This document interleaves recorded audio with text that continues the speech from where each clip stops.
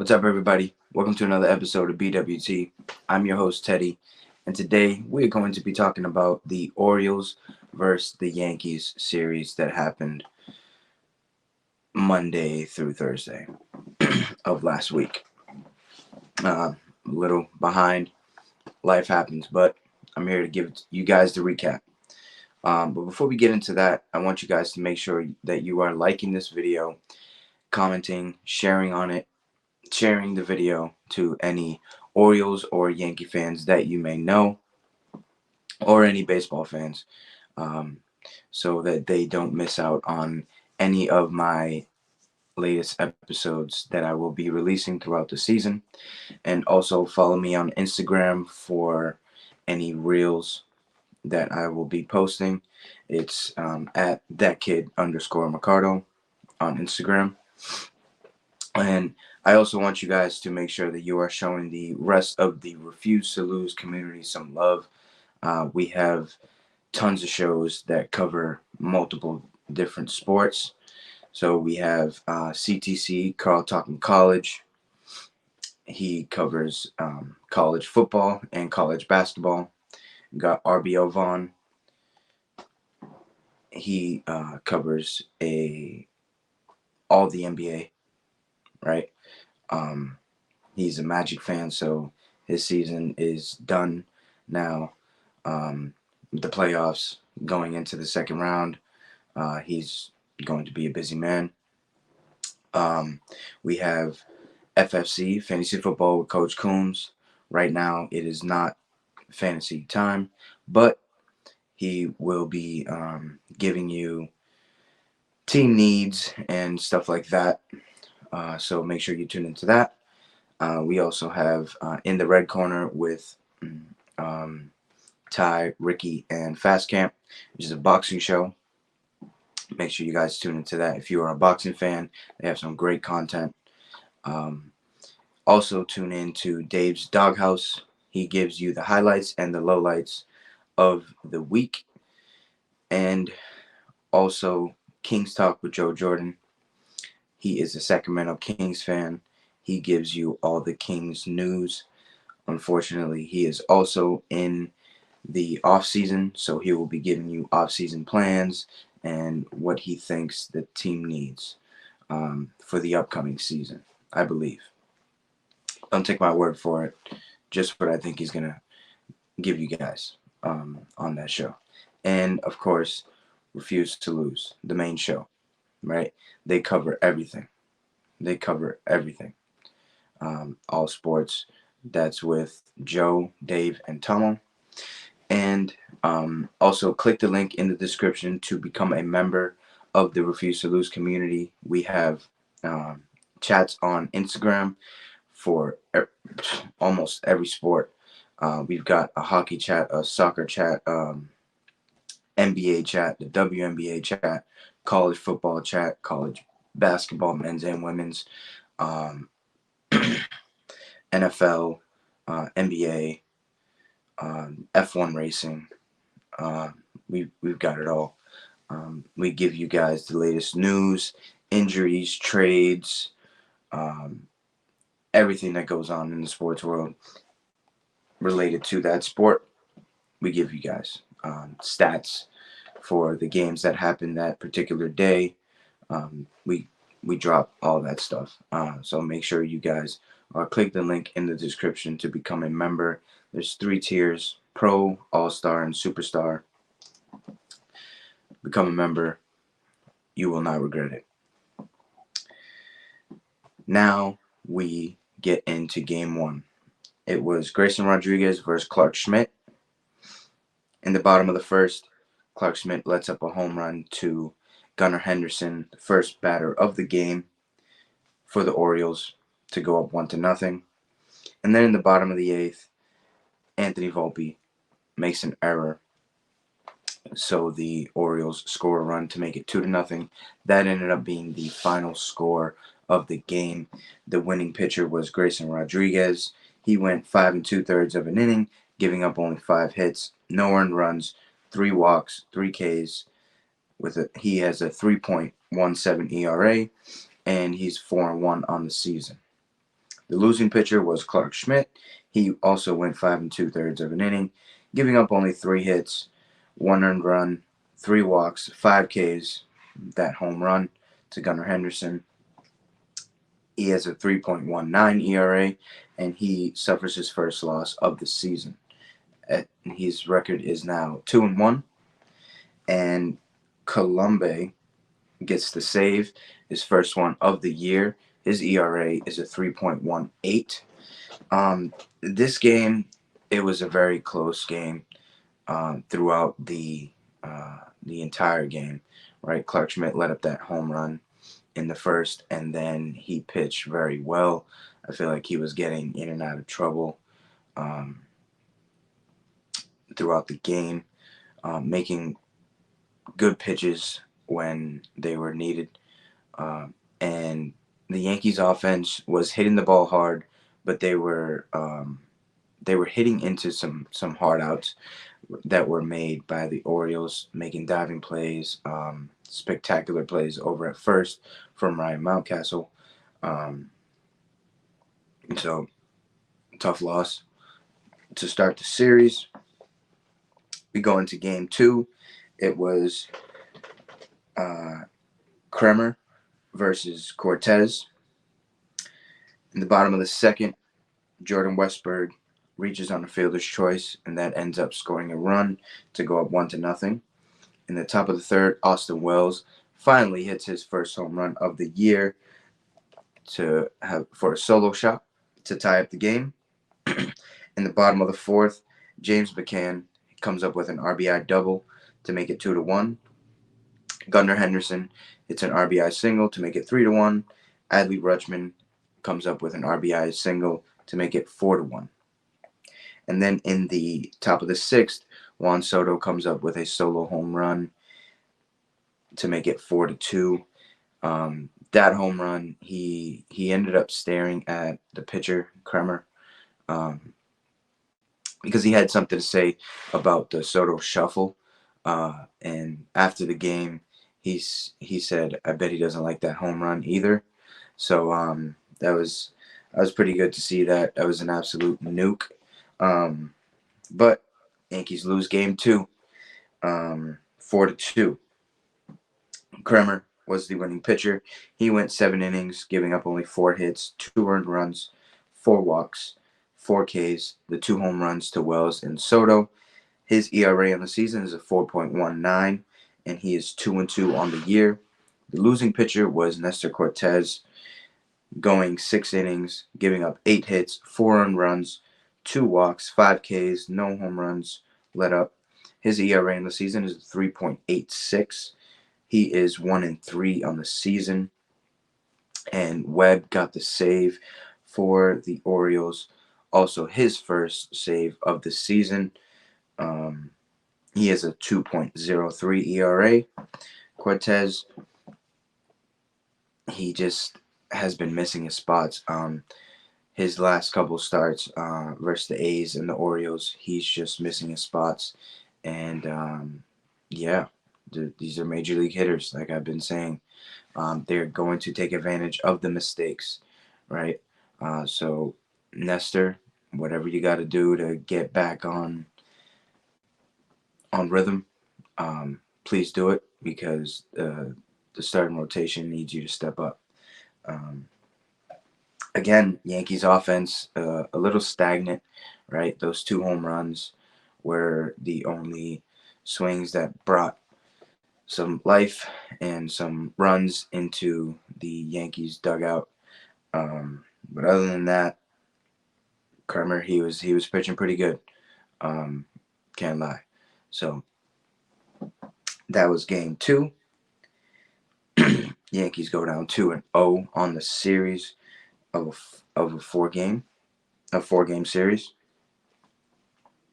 And then we go into game three, which we anticipated it being Garrett Cole versus Corbin Burns, but because of the injury that Garrett Cole is rehabbing right now, it was Lewis Hill versus Corbin Burns. The low scoring game, right? The only runs in the game came off a 2-run home run in the top of the fifth off the bat of Oswaldo Cabrera. He continues to hit the ball very well. Um, that ball just got out of the park, right? It got stuck in the fence right above the top of the wall up in right field. Um, they reviewed it, and when they reviewed it, they came to the conclusion that it was a home run. Um, Lewis Hill got the win. He went 6 and 1/3 of an inning, giving up only 2 hits, no earned runs, 1 walk, 5 Ks. His ERA in the season is a 3.19. He's 2 and 1 on the year. Corbin Burns got the loss. He went 6 innings, giving up only 4 hits, 2 earned runs, 1 walk, 6 Ks, that 1 home run to Cabrera. His ERA on the season is 2.61, and he suffers his first loss on the season, going to 3 and 1 on the year. And Clay Holmes continues to pitch lights out. Comes out for his 10th save of the season, 4-out save.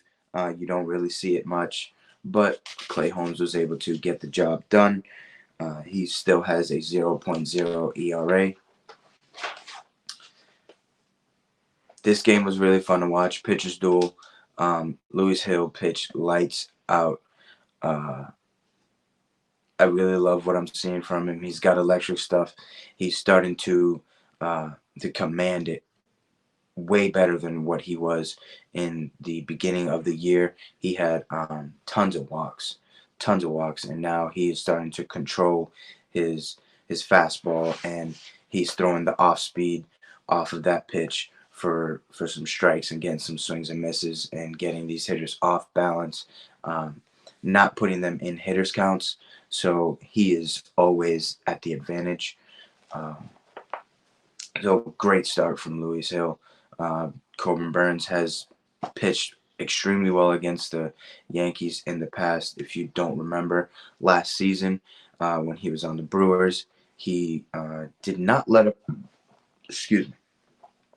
He did not let up a hit in 8 innings pitched, but he couldn't finish the game because he was already at over 100 pitches. So they took him out. So it was good that the Yankees offense was able to get some hits off of him. And of course, you can never complain about a home run.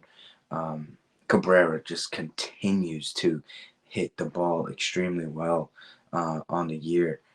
Big time, big time this season, man. With DJ LeMahieu still out, he's doing his rehab. John Birdie just got activated. I think it was 2 days ago. Um, so, I mean, it's going to be a fight for third base. It's going to be a fight for third base. And like I've been saying, if Glaber does not pick it up at second base defensively, he might be in jeopardy of losing his job. So, figure it out. Yankees win game 3. On to game 4. It was Carlos Rodon versus Bradish. In the top of the third, Anthony Rizzo gets the scoring started with an RBI single to go up 1-0. In the bottom of the third, Ryan Mountcastle hits a solo home run to make it 1-1. In the bottom of the fourth, Jorge Mateo hits a solo home run to make it 2-1. And Ryan McKenna hits a solo home run to make it 3-1. In the bottom of the fifth, Mountcastle comes up with an RBI single to make it 4-1. Jordan Westburg hits a 2 RBI triple to make it 6-1, and Jorge Mateo hits a sac fly to make it 7-1, and Gleyber Torres finally hits one over the fence on the season for a solo shot to go up 7-2, which ended up being the final score. Yankees lose. They lose the series. Very big series to lose. When down the road, when we look at divisional and head-to-head records coming down the final stretch of the season for the AL East, The winning pitcher was Keegan Aiken. He went 1 1/3 of an inning, giving up only 1 hit, 1 earned run, 1 walk. He also led up that home run to Gleyber Torres, and he has a 3.60 ERA. That was his first win on the season. The losing pitcher was Carlos Rodon. He went 4 innings, 8 hits, 6 earned runs, no walks, 6 Ks, giving up 3 home runs, 3.68 ERA on the season. He's 2-2 on the year. He was just putting the ball right there, and the Orioles were teeing up. They weren't missing it, right? Same thing I was saying about Nestor. Um, this Orioles lineup is serious. You have to be on point at every pitch. You can't just go out there and think I'm gonna throw the ball right down the middle because these dudes are gonna hit it, right? One one positive thing that I can take away from Carlos on the mound is he reached up to 98 miles per hour on his fastball. So that tells me that he's still got that juice. Um, I hope he learns how to command it a little better so that we can have better outings and be dominant on the mound. Uh, because again, the starting rotation needs to step up with Garrett Cole out, and Carlos is our ace at this point. And he's not been pitching like it these past couple starts. The two before these last two were outstanding, but these last two, I don't know what it is. He's just not pitching well. Um, so yeah, Yankees lose the series. Gleyber Torres came out and said after the game that the Yankees got punched in the face, and I believe they got punched a couple times, right? Especially that last game. Um, the AL East is gonna be it's gonna be the AL East, right? Toughest division in baseball. Right now, the Yankees are fighting for the first place. Um, it's one game that separates them and Baltimore. So it's gonna be. I feel like it's gonna be like that all year, coming down to game 162. So we're gonna have to step it up, especially in these games against them, because that is what's going to break the tie if it comes down to that, right? Um, Yankees lose the series, but we still have the King of New York. The King of New York for this series was the one, the only Juan Soto. Uh, he hit 428 on this series, going 6 for 14 with a triple, an RBI, a walk, and a home run, and extending his hit streak to 10 games. The dude is amazing. I can't. I love watching this dude hit, especially in pinstripes, right? Um, he brings the energy to this team, man. And him just going out there and saying what he did about Kremer.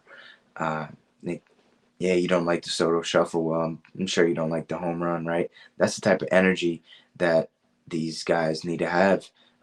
That's why they are calling themselves the dogs, right? You got to be a dog to be out there on this field. Um, I'm loving the celebrations, right? And it's all coming from Juan Soto, right? Everybody when when they're giving an interview, they always bring this guy up. They always bring Juan Soto up because they're watching this guy and they're trying to follow this guy and have at bats like him and execute at a high level just like he's been. He's been one of the top hitters in the American League, one of the top players in the American League. Um, so I am grateful that he is wearing the pinstripes and the New York across his chest because um, he's fun to watch. Very fun to watch. You can't miss an at bat with him. Just Cashman, make sure you resign him. Don't do anything until you resign Juan Soto, please, and thank you. Right. Um, but that's all I got for you guys today. Again, make sure you guys are tuning into all the other shows on the network. Make sure you guys are liking this video, commenting on it, and sharing it to any Yankees, Orioles, or baseball fans that you may know, because these are going to be the top teams in the MLB this year. So who doesn't want to talk about them? This was fun, man. I hope you guys enjoyed it. Thanks for staying to the end. Peace.